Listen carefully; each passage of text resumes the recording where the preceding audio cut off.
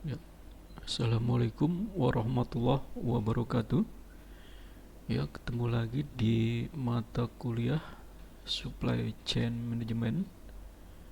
Kali ini kita akan membahas mengenai distorsi informasi dan bull heap effect. Ya. Nah, kita akan bahas satu persatu. Ya,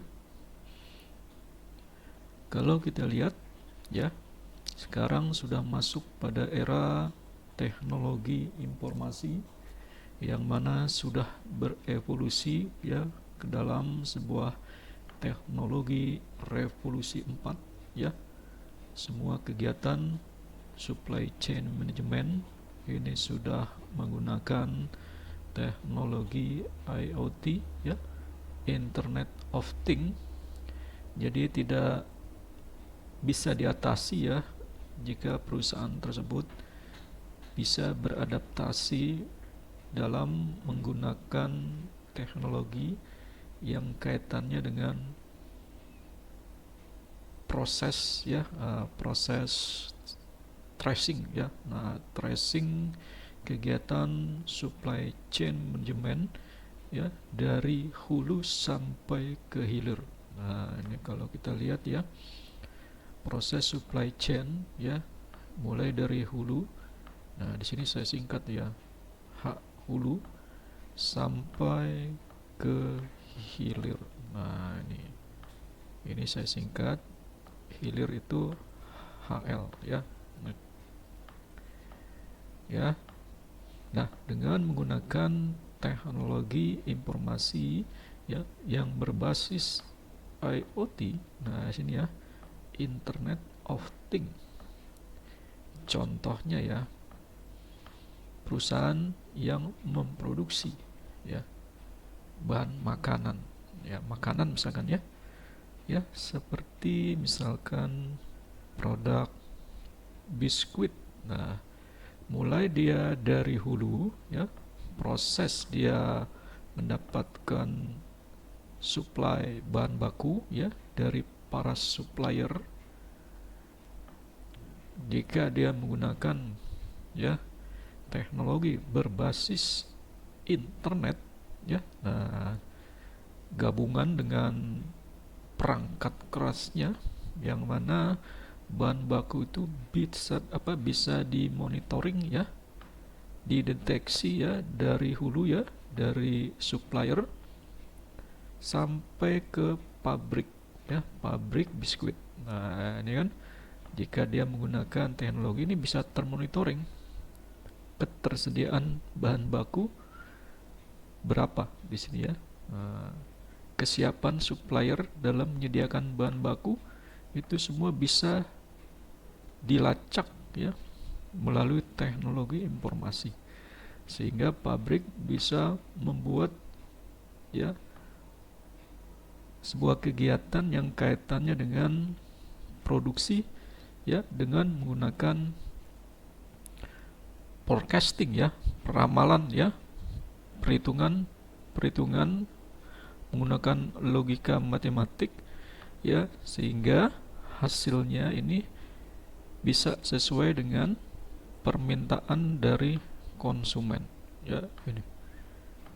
Ini nah, ketika diproduksi juga dia terdeteksi ya, di tracing gitu ya proses kegiatan produksinya sampai jadi produk tersebut, sampai disuplai ya, ya disuplai ke supplier sini ya, ya disuplai ke konsumen ya.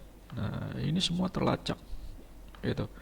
Nah, dengan menggunakan teknologi informasi tersebut ya berbasis IoT ini ya, semua kegiatan supply chain management ini bisa terkontrol, sehingga area hulu sampai ke hilir ya dalam proses untuk mengatasi distorsi informasi ini bisa diminimalisir ya.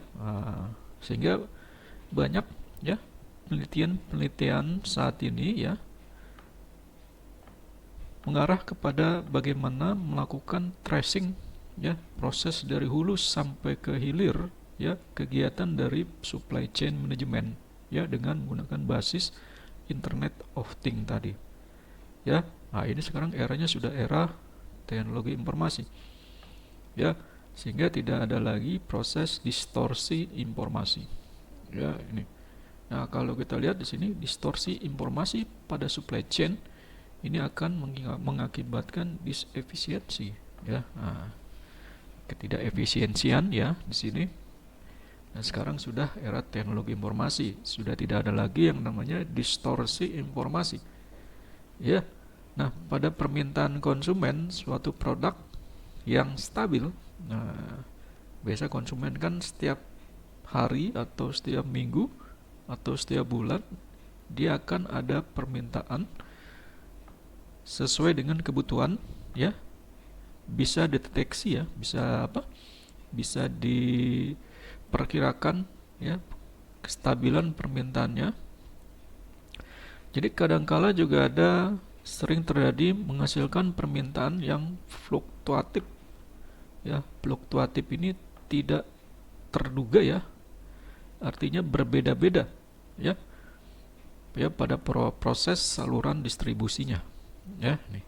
Yang tadinya konsumen melakukan permintaan produk itu stabil ya, ternyata ada sebuah terjadi kesalahan informasi ya, sehingga menghasilkan permintaan yang fluktuatif ya. Nah, ini bisa terjadi ya karena kesalahpahaman dalam proses pendistribusian informasi ya ini. Nah, ada salah satu penelitian ya di sini dari Stanford ya University, produknya produk PNG di sini, yang mana permintaan yang sebenarnya relatif stabil ya pada tingkat konsumen ya, tapi akhirnya dia berubah menjadi fluktuatif ya, tidak stabil di bagian hulu supply-nya. Nah, hulu supply-nya berarti kan dari penyediaan bahan baku ya, dari supplier penyedia bahan baku ya. Makin ke hulu ya, makin ke hulu ini peningkatannya makin besar ya, fluktuatifnya. Nah, ini bisa terjadi karena tidak ada komunikasi ya yang begitu pasti ya, jelas antara pabrik sebagai pembuat produk dengan supplier ya sebagai penyedia bahan baku. Nah, dengan dijembatani oleh teknologi informasi ya, ini bisa diatasi ya ketidaktersediaan supplier ya dari sisi bahan baku. Ini bisa dimonitoring oleh pabrik pembuat produk sehingga dia bisa melakukan sebuah persiapan ya atau alternatif lain dalam memproduksi produk tersebut ya ini. Nah, situasi seperti ini biasa disebut dengan bullwhip effect ya itu. Jadi ini tidak hanya dari efek dari hulunya ya, tapi bisa juga terjadi dari hilirnya ya, itu kebalikannya ya ini. Jadi kegiatan yang berdampak ya kepada penyediaan supply ya, yang tadi awalnya permintaan stabil ya dari sisi konsumen, ternyata ketika masuk ke hulu ya menjadi fluktuatif ya, tidak menentu ya, karena ketidakada informasian mengenai ketersediaan bahan baku ya dalam membuat produk tersebut ya. Nah, ini bisa terjadi karena kesalahpahaman dari sisi informasi ya, tidak responnya perusahaan-perusahaan supplier penyedia bahan baku ya dalam merespon ya perkembangan teknologi ya, terutama ini kaitannya dengan teknologi informasi ya, untuk mempermudah kegiatan informasi ketersediaan bahan baku ya ini. Ya, kita ambil contoh ya secara umum di sini permintaan garam ini ya dari tingkat ya konsumen ya pemakai ini relatif stabil. Nah, garam ya karena kebutuhan akan garam dari tingkat konsumen itu kita bisa prediksi ya setiap hari ya setiap minggu setiap bulan itu dia stabil ya ini. Nah, tetapi di sini tidak demikian ya permintaan dari penyalur ke pabrik. Nah, artinya hal ini belum tentu ya stabil kalau kita lihat dari hulunya. Nah, dari penyalurnya, artinya penyalur bahan bakunya. Ya, ini.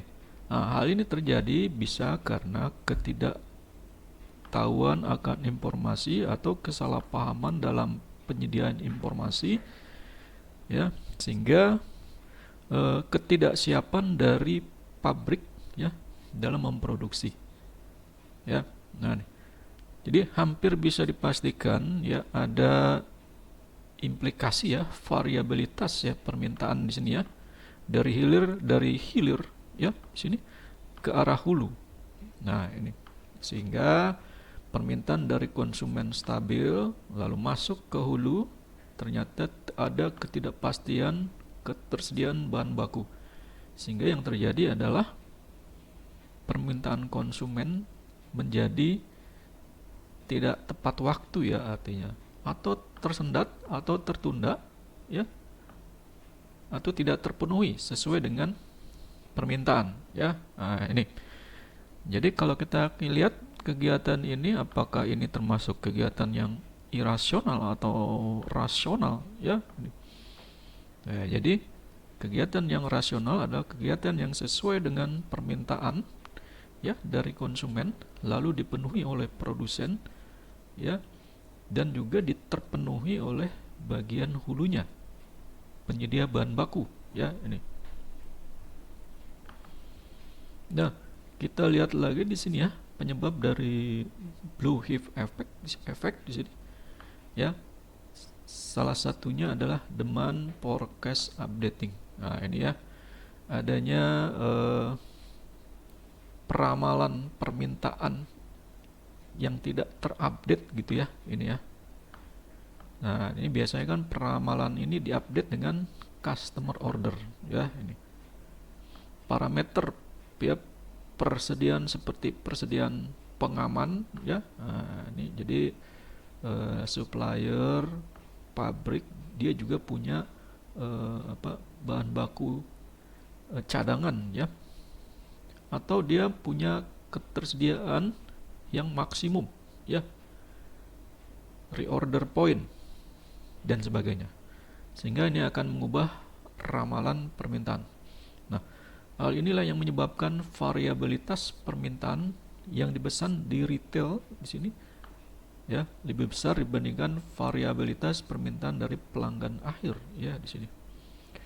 Nah, ini di gudang ya ketersediaan produk banyak ya maksimum ya ternyata ya permintaan dari konsumen itu ya melebihi atau tidak sesuai dengan keadaan produk yang ada di gudang misalkan ya itu ya. Misalkan konsumen membutuhkan 10 ya di gudang ya ternyata hanya ada 5 ya itu. Nah, ini tapi ada juga ya kebalikannya ya karena perusahaan ingin membuat sebuah inventory maksimum ya misalkan di gudang 20 ya ini karena untuk menjaga ya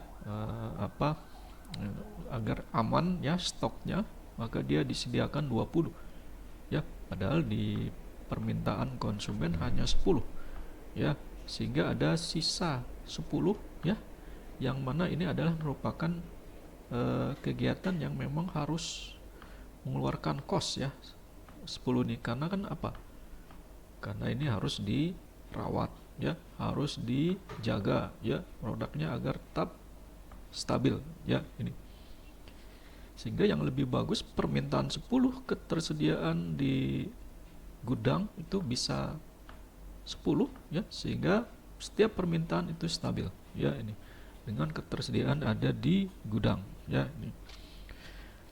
Nah, terus juga ada yang namanya di sini order batching. Nah, ini ya, retail di sini dengan rata-rata penjualan untuk setiap produk ini dia 6 unit per hari ya. Nah, ya, dia 6 unit per hari ya di sini. Sehingga tidak akan memesan produk tersebut tiap hari dengan jumlah 6 unit ya. Ya, ini jadi retail dengan rata-rata penjualan suatu produk itu 6 unit per hari. Tidak akan memesan produk tersebut tiap hari dengan jumlah 6 unit ya. Ini mungkin retail tersebut akan memesan produk tersebut 2 minggu sekali ya, ini ya, 2 minggu sekali dalam jumlah 8 unit ya, ini itu ya, agar pengirimannya sekali kirim gitu ya, efisiensi dari cost distribusi ya ini. Nah, misalkan di sini ya dengan alasan ya di sini ya, EOQ-nya di sini pada perusahaan yang menerapkan material required planning ya, perusahaan akan memesan bahan bakunya dengan model lot sizing tertentu ya ini. Jadi lot sizing ini juga akan memicu terjadinya bullwhip effect ya. Nah, jadi artinya pabrik ya, dia menerapkan lot sizing tertentu. Artinya dia menyediakan ya produk ya tidak sesuai permintaan. Dia menyediakan stok ya yang sangat banyak ya, tapi tidak sesuai dengan permintaan ya itu. Jadi banyak ya ketersediaan produk di gudang yang menumpuk. Ini ya, yang menumpuk. Jika itu makanan, maka yang terjadi adalah susutnya ya, expired ya, susut dari kualitas makanan tersebut ya. Kalau dia berupa elektronik atau mesin ya, bisa juga susut ya mesinnya, elektroniknya ya ini. Nah, ini fluktuasi harga ya. Diskon di sini akan menimbulkan ya forward buying ya di sini. Ya, yang akan berakibat fluktuasi permintaan ke arah hulu di sini ya. Ya, ini. Ya, jadi jika ada diskon dalam sebuah produk, sehingga ini juga akan berdampak ya kepada proses ya fluktuasi permintaan ke hulunya. Ya, artinya permintaan bahan baku ya. Ya, jadi fluktuasi ini juga akan menimbulkan pemborosan ya yang terjadi baik di pabrik di sini ya maupun di sepanjang saluran distribusi ya ini. Ya, jadi kalau ada diskon ya, ini juga akan harus diperhatikan ya ketersediaan. Semakin banyak diskon, maka permintaan semakin tinggi dari sisi konsumen ya ini. Nah, tapi di sisi lain ya, pabrik juga harus berkoordinasi dengan hulu ya, penyedia bahan baku. Apakah tersedia? Nah, kalau tidak ada informasi ketersediaan secara pasti dari arah hulunya, dari penyedia bahan baku ya, yang terjadi banyak permintaan yang tidak terpenuhi dari konsumen ya, karena adanya diskon yang setiap waktu ya, sehingga ke arah hulunya ini harus dikomunikasikan ya agar ketersediaan bahan baku ini tetap stabil ya. Nah, ini gitu. Jadi kadang-kala ada ya perusahaan pabrik menyediakan diskon setiap waktu, tapi tidak menyediakan atau tidak memperhatikan ketersediaan bahan baku dari hulunya ya, sehingga terjadi banyak permintaan yang tidak terpenuhi ya, sehingga akhirnya konsumen kecewa ya ini. Nah, penyebab yang lain di sini ya, ada yang namanya rasional ya, shortage gambling di sini ya. Ini kaitannya dengan situasi permintaannya tinggi ya di sini. Ya, permintaannya tinggi. Ini biasanya retail tidak mendapatkan 100% sesuai permintaan karena permintaannya tinggi ya. Nah, pengalaman ini mengajarkan mereka untuk meminta lebih dari permintaan pasar. Nah, itu ya.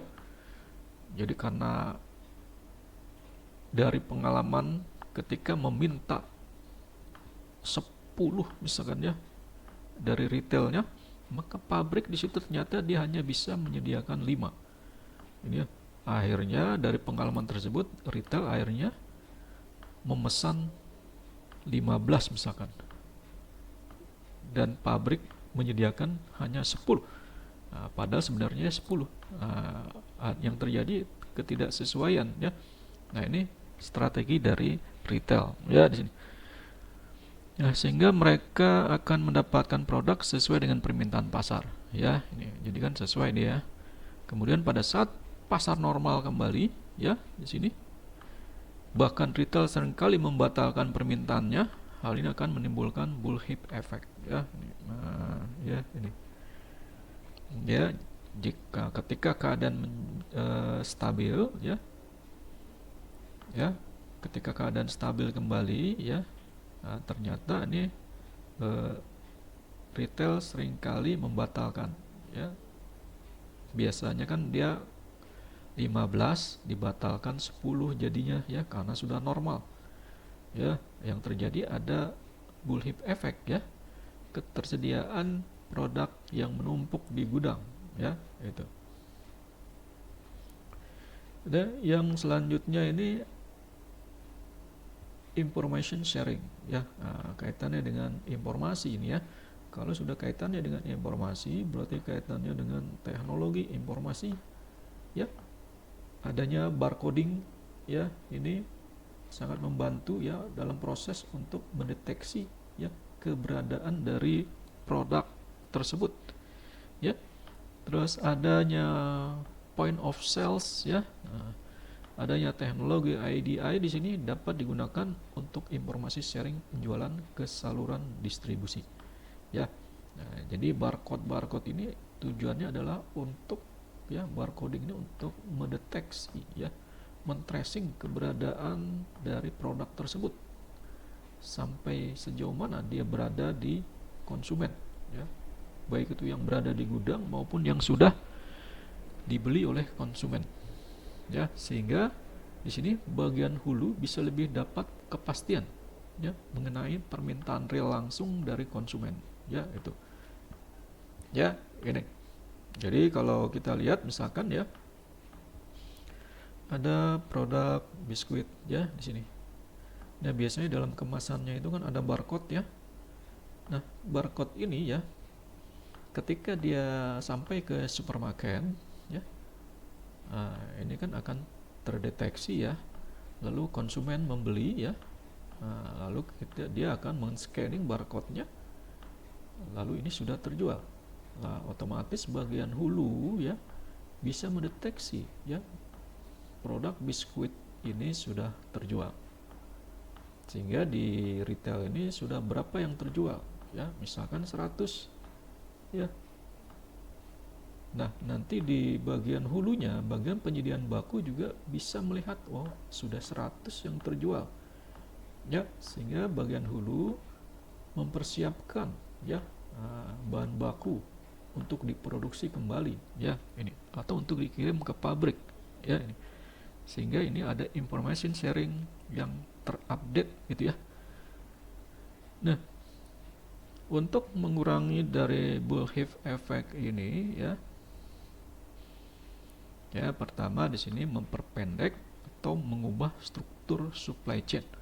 Artinya semakin panjang proses pengiriman ya, atau banyak pos-pos ya yang mampir ibaratnya nih ya produk tersebut ya, maka ini semakin banyak ya, semakin besar biayanya dalam proses distribusi. Semakin besar biaya proses produksi, semakin besar proses biaya distribusi, maka semakin besar juga nanti biaya yang nantinya ke konsumen, ya.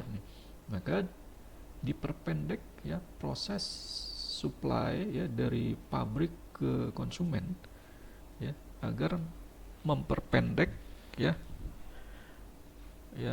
ketepatan pengiriman barang, ya,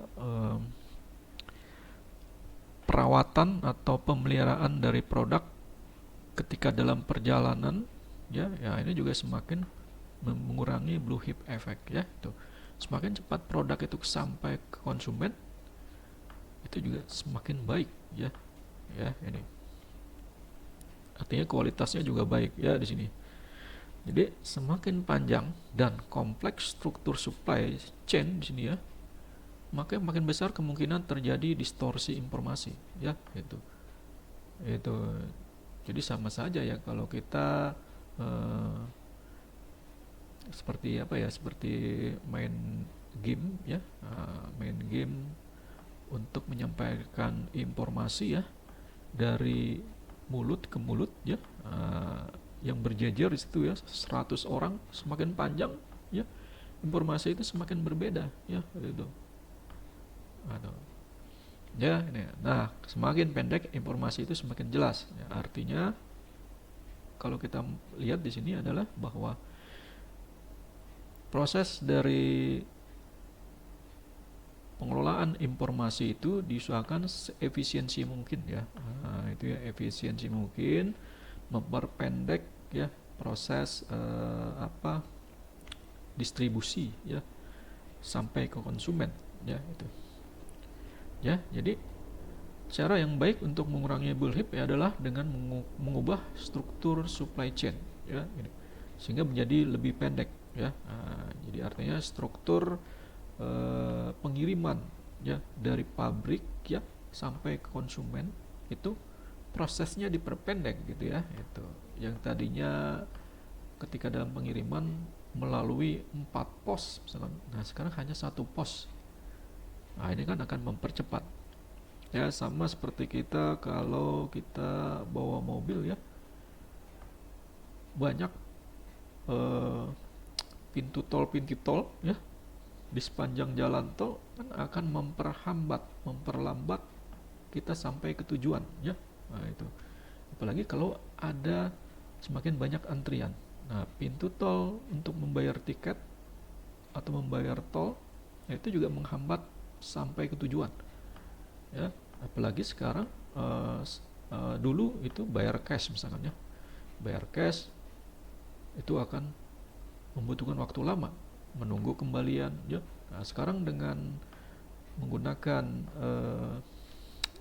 digital financial, ya, artinya pembayaran melalui digital, itu sudah langsung otomatis, ya, terdeteksi lalu mengurangi saldo jalan, ya, itu. Nah, itu mempercepat proses sampai ke tujuan di jalan tol. Nah, begitu juga dengan proses supply pengiriman barang, ya, dari pabrik ke konsumen, ya. Nah, contoh misalkan di sini, ya, di slide ini ada Dell komputer, dia bisa mengungguli IBM, ya. Yang mana di sini, ya, dana Apple karena supply chain Dell yang ramping. Nah, dia proses supply chain Dell ini yang ramping dan pendek, ya, ini. Dell menerima langsung pesanan komputer dari pelanggan akhir dan merakit serta mengirim komputer sesuai dengan permintaan pelanggan, ya, ini. Nah, ini bagaimana Dell bisa ramping, ya, artinya memperpendek proses supply, ya, ini, sehingga dia bisa mengungguli IBM di sini. Nah, selanjutnya adalah di sini pengurangan ongkos tetap. Nah, semakin kita banyak mengurangi ongkos tetap, maka ini semakin efisiensi dalam pengeluaran, ya, sini. Ya, ini pengurangan ongkos tetap, ya, akan mengurangi pengaruh lot sizing, ya, ini. Ya, selanjutnya bahkan akan membuat perusahaan pemakai bisa menerapkan, ya, efisiensi ya di sini ya. Nah, pengurangan waktu setup produksi juga ya. Terus pengiriman dengan ukuran batch yang lebih kecil ya, manajemen transportasi dan distribusi ya, artinya mengurangi ukuran truk pengiriman akan mengurangi blue heap effect ya gitu. Makanya produk-produk sekarang itu dia lebih praktis ya, lebih ringan ya, lebih kecil ya, standar sesuai dengan alat transportasi yang nantinya akan menggunakan angkutan ya. Misalkan menggunakan angkutan truk, berarti produk tersebut harus bisa muat sesuai standar ukuran dari transportasi tersebut ya gitu. Ya. Nah, selanjutnya adalah mengurangi blue chip effect ya, bullwhip effect. Pertama, menciptakan stabilitas harga ya ini. Ya, stabilitas harga tentu ini terjadi ketika kestabilan dari permintaan dari konsumen dan ketersediaan bahan baku dari supplier ya, dari hulunya. Ya, mengurangi lead time, artinya mempercepat proses pengiriman atau mempercepat proses produksi ya dengan kualitas yang sama gitu ya di sini. Artinya mengulangi waktu yang terbuang gitu ya ini. Sehingga kalau kita lihat untuk mengukur ya, untuk mengukur blue heap effect ini ya, kita bisa menggunakan rumus di sini ya. Ya, ada di sini koefisiensi dari variansi dari ordernya ya, dibagi atau berbanding dengan koefisiensi demand. Nah, artinya koefisiensi dari dari order ya berbanding dengan koefisiensi demandnya, permintaannya ya ini. Jadi kalau kita lihat di sini di mana koefisiensi variansi order itu sama dengan di sini ya, order ya di sini dibagi rata-rata ordernya ya. Jadi supply demand order dibagi rata-rata ordernya. Nah, untuk yang koefisiensi variansinya ya dari permintaan ya, itu sama dengan supply demand dibagi rata-rata demandnya ya ini. Sedangkan untuk koefisiensi variansi, nah ini ya, CV itu koefisiensi variansi ya. Jadi kalau kita ingin mengukur bullwhip effect ya, sampai seberapa besar bullwhip effect dari proses supply chain management ya, dengan cara ini ya, koefisiensi variansinya dari sisi order ya dibagi koefisiensi variansinya dari sisi demand ya ini. Ya, ini. Oke ya, ini untuk session supply chain management ya. Sampai ketemu lagi di session selanjutnya.